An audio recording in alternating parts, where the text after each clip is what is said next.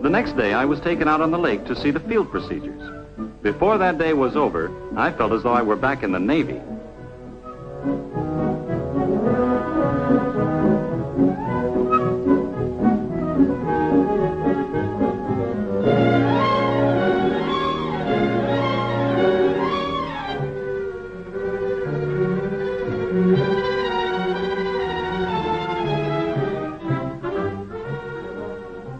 As we headed out into the lake, I saw that there was no open water ahead, just rows of oil wells. And as an engineer, I know that what I saw is just part of it, that under the water there are hundreds of miles of pipeline connecting the wells. The wells form a geometrically exact pattern, carefully spaced, to tap the oil in the most efficient manner.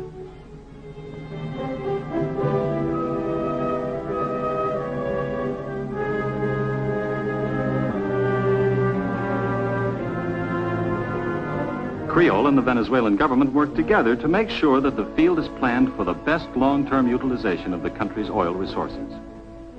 For example, a careful check is kept on the pressure of the gas, which forces most of the oil to the surface without pumping.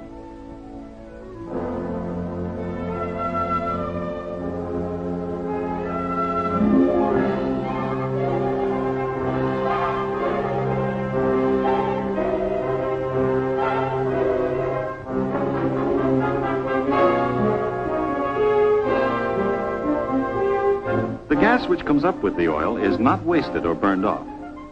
7 miles offshore, I saw one of our huge plants which injects the natural gas back into the formation. That maintains the pressure to keep the oil flowing. The drilling is done with power and equipment from big barges, tied up to the well platforms. I'll be working on the barges a lot of the time, and I'll have to speak Spanish because 92% of Creole's employees are Venezuelan. That includes a large number of the engineers and more than half of the supervisors, like the tool pushers who boss the drilling crews.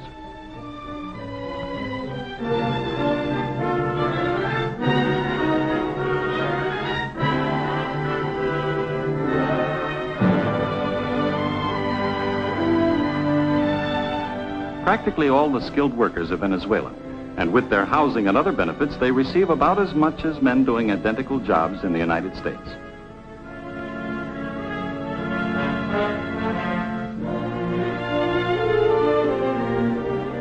Employee relations policies are about the same too, and oil companies here operate under modern labor laws. I already feel at home in my job, even though I sometimes go to and from work in a boat. Sure, it's a different country, and I'm a foreigner here, but the Venezuelans have already made me feel welcome. All I have to do now is lick that language problem. Dear Anne and the boys, here's the latest news on our house. I've been looking over all the staff houses, and my favorite is the kind built high off the ground to let the breeze under, and incidentally provide a wonderful open-air playroom. They're completely shuttered with aluminum to keep out the daytime heat. I saw the interior of one house on Sunday when a Venezuelan employee invited me over. He's being transferred to a better job at Creole headquarters in Caracas, and I hope to get the house. His wife showed me all through.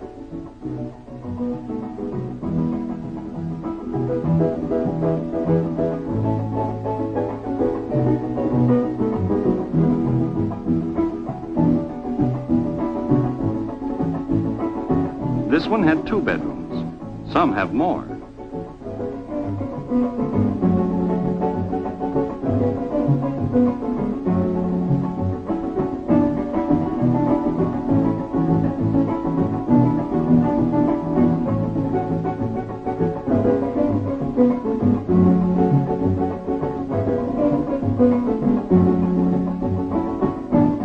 I was pretty happy about the possibility, but it didn't work out. As luck would have it, the house has been assigned to another family who've been waiting some time, meanwhile living in one of the Quonset huts.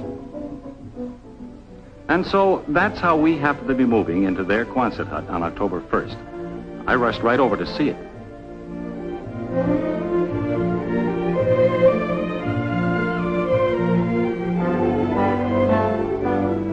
temporary housing, of course, but these people had fixed theirs up attractively. We can do the same while we're waiting for one of the permanent houses.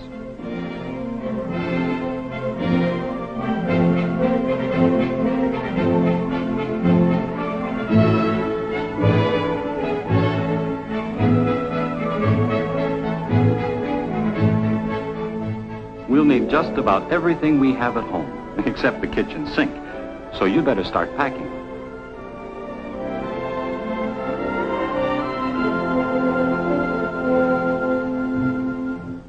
Be prepared for a heavy social life, too. Everything from bridge parties at home to sports at the club.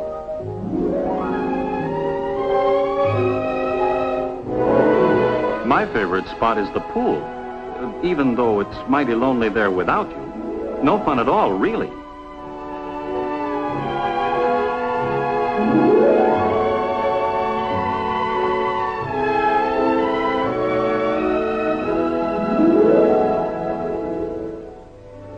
You asked about medical care.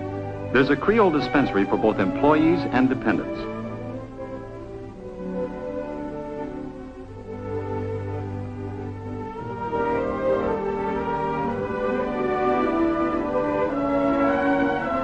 I've looked over the school, too. It's also maintained by the company. The principal is a North American, but education is in both English and Spanish. They try to make all the children bilingual. And Jeff will start learning Spanish in the first grade. Mike, ¿qué hacen los niños? Los niños juegan. ¿Dónde juegan los niños? Los niños juegan en el patio. Shirley, ¿con quién juegan los niños? Los niños jueguen con el amigos y el perro.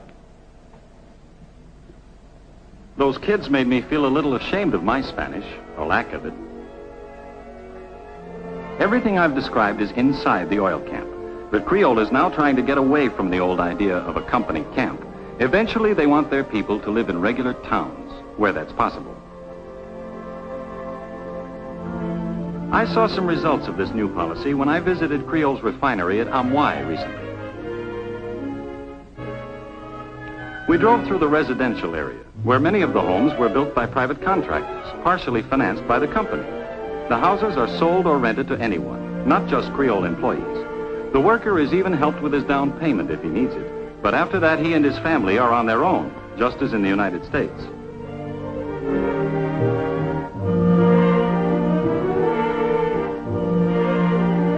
Instead of company commissaries, they have privately operated shopping centers. Some of them started with loans from Creole. The idea of this community integration project is to make people independent instead of having to look to the company for everything. It's an interesting new development. And speaking of new developments, Anne, I'm being sent for a month's study of Spanish in Caracas.